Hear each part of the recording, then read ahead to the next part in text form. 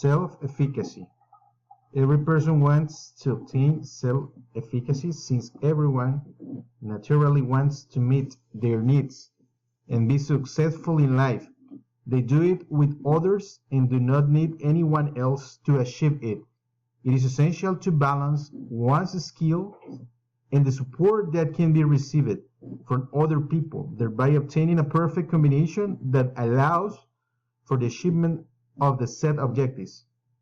It is important to keep in mind that the beginning of everything lies in the significant effort that the person makes in achieving their goals. That is, the person themselves must start by doing things, having those vision, goals, and desires to achieve certain things, and maintaining a positive attitude at all times despite the circumstances. Although skills and abilities are important in the process, attitude is of much greater weight since, in the end, it is what makes the person move forward despite adverse circumstances. The self-efficacy person takes challenges as learning opportunities. He learns and takes advantage of them to improve within his sphere of progress. Therefore, everything around him helps him learn, grow, and develop, and over time he becomes the being he wants so much in the professional and personal aspect. At this point, it is essential to indicate that the goals, objectives, or proposals are not the only thing that matters, but also the process through which the individual is formed and adapted, who will eventually become what they want to be. This allows to face life in the best way and fulfill each of the responsibilities that the men have at home, work, studies, and all areas where man as such develops. So self-efficacy becomes something very important that every man should seek to develop in his life, since it allows him to achieve self-realization and help others achieve the same.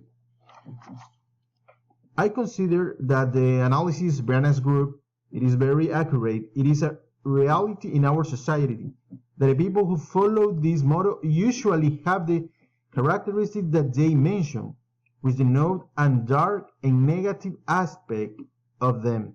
Everything which expands among the people close to them and that over that time becomes increasingly more prominent in society, which has resulted in the expansion of people who are not happy.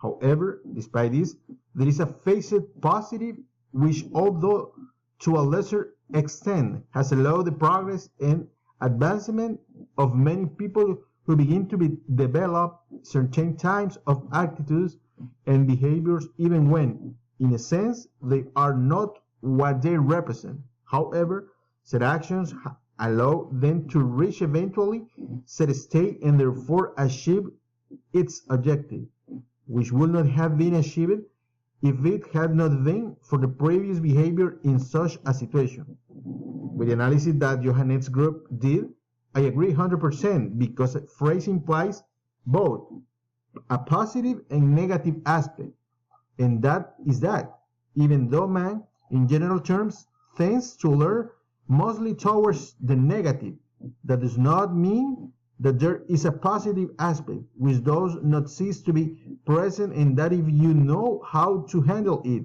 it can bring enormous benefits to people's lives, since this facet involves working with something that does not yet exist, but that can come to exist.